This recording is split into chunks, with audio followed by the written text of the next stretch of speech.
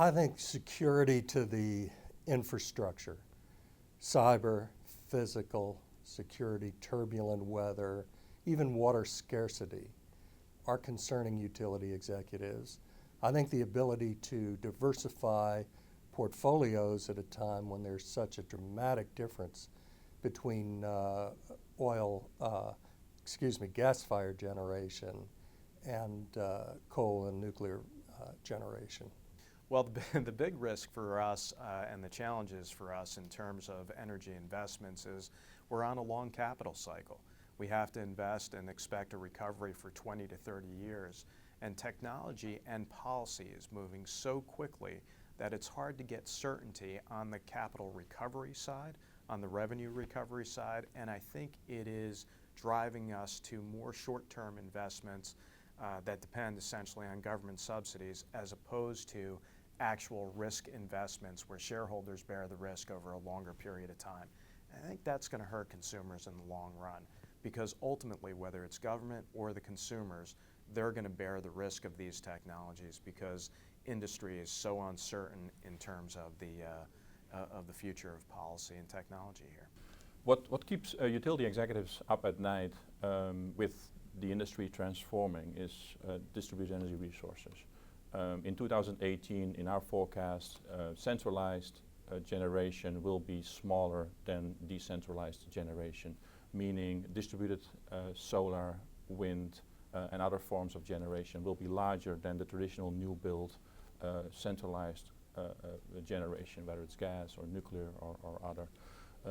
That change will have a tremendous impact in the way they communicate with their customers, the way they engage their customers, and also the way they operate the grid. So there's significant investments needed to support all these distributed energy resources. It will take literally billions of dollars of investments, and the question is who will pay for that, and how will they manage it? And it's not only the grid itself, but it's also how that impacts the way they operate and their organizations and the culture within their organizations. Well, I think the obvious one is cybersecurity. It's a slippery topic in terms of when we try to cover it because it's one, it's very technical. Two, it's a lot of it is just behind closed doors because they don't want people to know what the vulnerabilities are.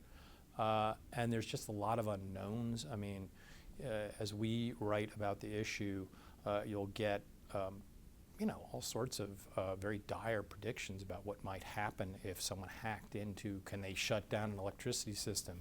Can a terrorist attack a substation or a couple substations and knock out the US grid? I tend to agree with the utility industry that there's a lot more redundancy built into the US electric system than people realize. I don't think it's easy to knock out a large portion of the US grid even with a concentrated effort, but the problem is who knows? I mean, we don't know what kind of technologies or tools are available to, Chinese government hackers, and if things got bad enough, would they attempt to do that? Could they do that? It's all a bit of a black box to me. It's impossible to say, but as we talk to utility executives and regulators, I think they see that obviously as a huge vulnerability that they don't have their arms around. Cyber is certainly one issue. I think another is disruptive technology. Consumers expect to buy their energy in different ways. They expect to be able to use a smartphone for everything.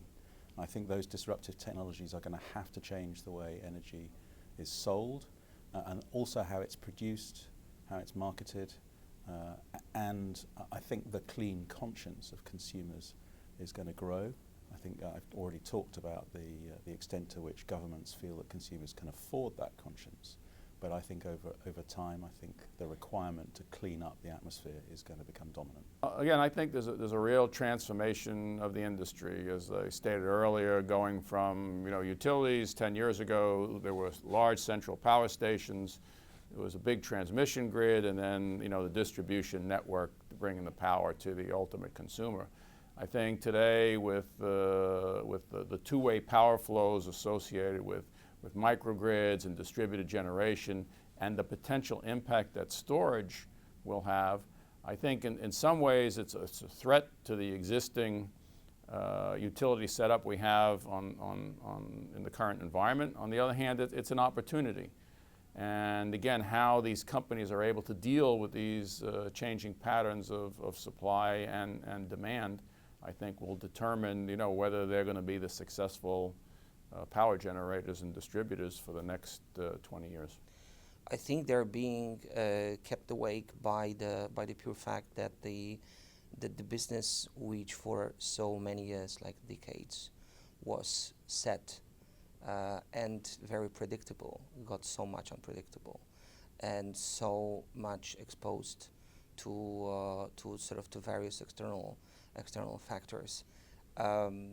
Once again, but I think that will give you a good example. In various European countries, there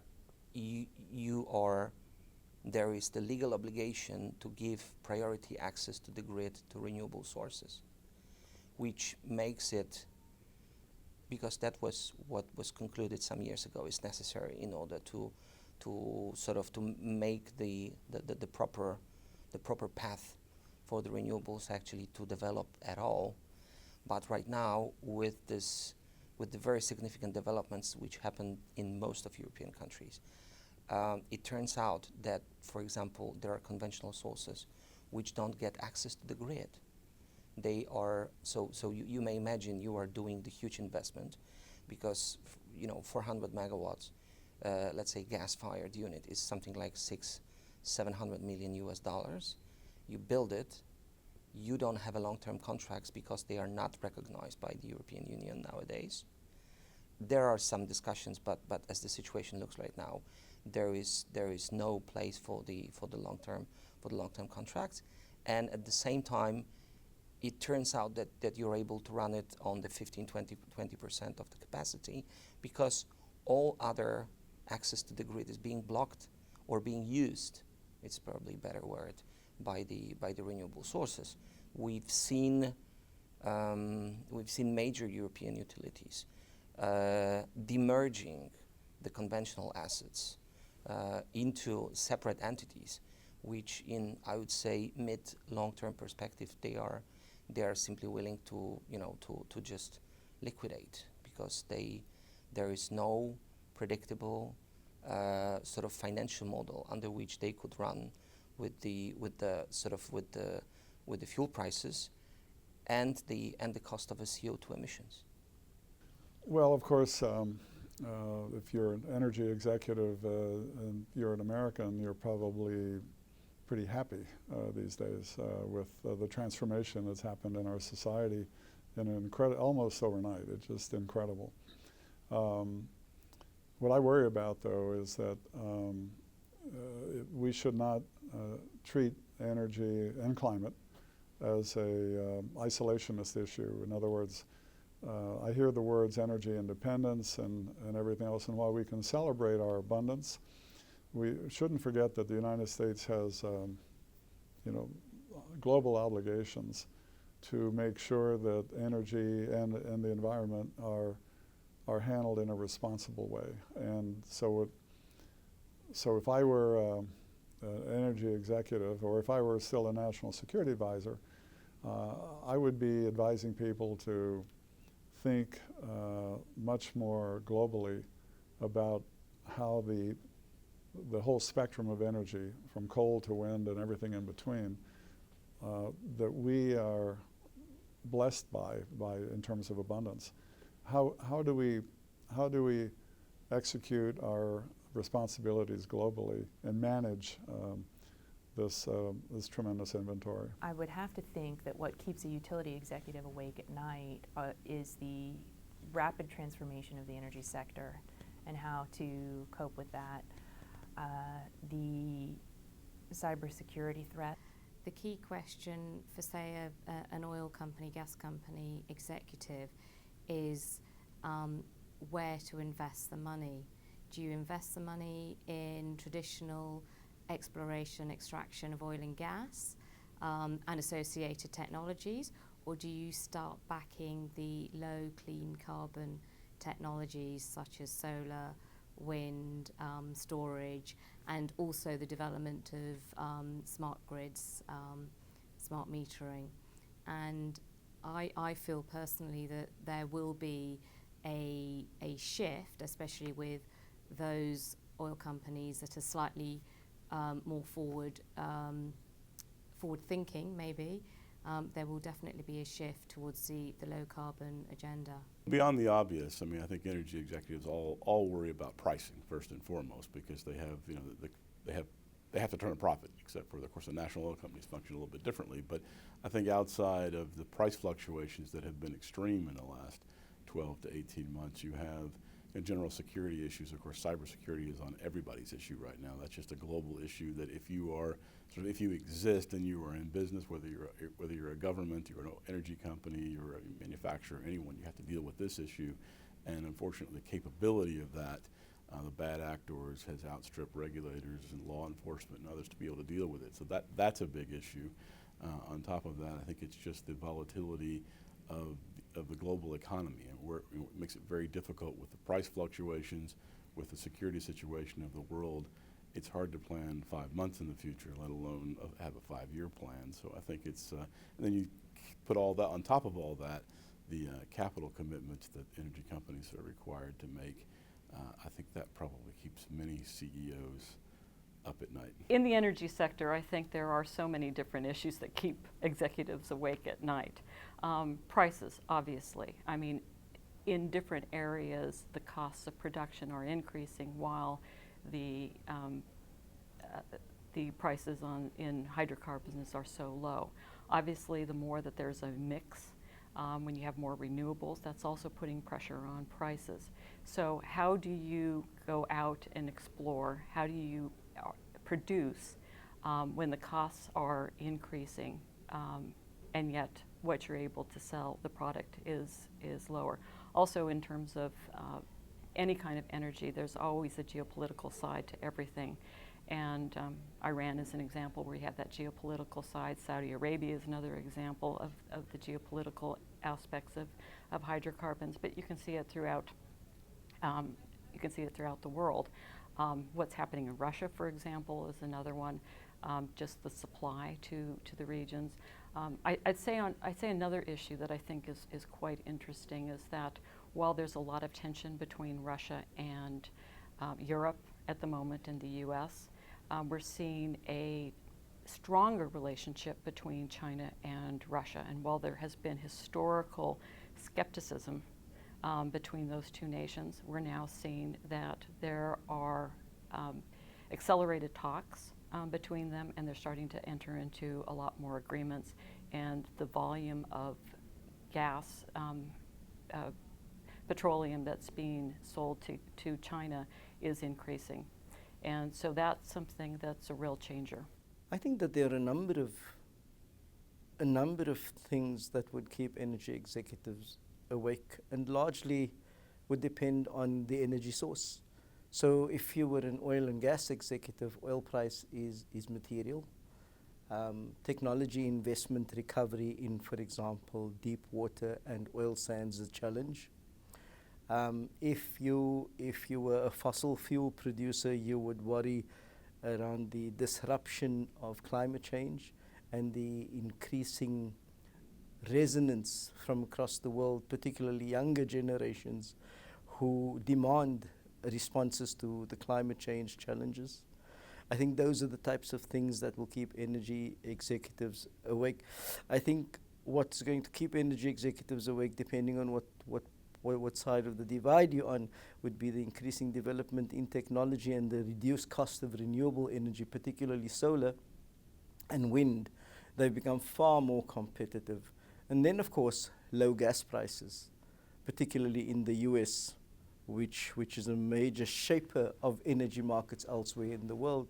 So I think these are important factors. I think the gas opportunity is substantially underexplored in Africa for a number of reasons, and that is because we have underdeveloped economies and developing economies, so monetizing the gas opportunity is a little more difficult, slower for us in Africa. But that is something that I think is also going to be something that will keep energy executives awake. Well, I think it depends on which kind of energy. Different energy executives have different worries. I think if you are In the electricity business, you have to worry about the vulnerability of the grid, which nobody has been willing to pay to make dramatically less vulnerable. You have to worry about the transition and what the EPA is trying to do in terms of eliminating coal as an option and what that does to pricing, because coal was historically the least expensive source. And you have to worry about how much your state regulators, since electricity is a overwhelmingly regulatory environment, whether or not your regulators are going to allow you to absorb the cost of various investments you're making in a way that is profitable for your stockholders. I think those things, if you're an electric CEO, that's the kind of stuff you get up every morning and worry about. And you worry candidly about the length of the regulatory process. I mean, the fact that, you know, it takes so long nowadays to get permission to do certain things that that adds enormously to the cost, and it increases the risk that at some point you end up with brownouts because you can't get approval to do the things you need to do. The decisions may be made by policymakers that are not balanced and informed, that they're made not on the merits but on the rhetoric. And the more we can have conversations that emphasize analysis rather than rhetoric, the better off we are. It's oftentimes said that Washington, for example, is an evidence-free zone, that it's just politics and rhetoric, not evidence. So we've got to change that dynamic, and I think it's important that we change, that it's vital to our society that consumers become educated on many of these issues as well, because on the one hand, consumers will say, yes, I'm concerned about global warming, and I don't want to in any way adversely impact my environment, but oh, by the way, I want to drive my SUV and I don't want to pay any more for gasoline. Those are inconsistent. So we've got to get right from the ground up, consumers, policymakers, industry of all sorts, because industry is a consumer of energy products, right? Non-energy industry. And you've seen a dramatic increase in relocation of petrochemical industries from overseas back into the United States. Why? Because the price of gas, natural gas, is much lower today than it was 10 years ago, and it looks like it will be for quite some time because of the fact that we've got a large supply of natural gas provided by horizontal drilling and fracking. And yet on the other side, people who are working for those new industries want us to stop fracking. Inconsistent. We've got to get to a point where there's a balance of information and understanding of how all this works.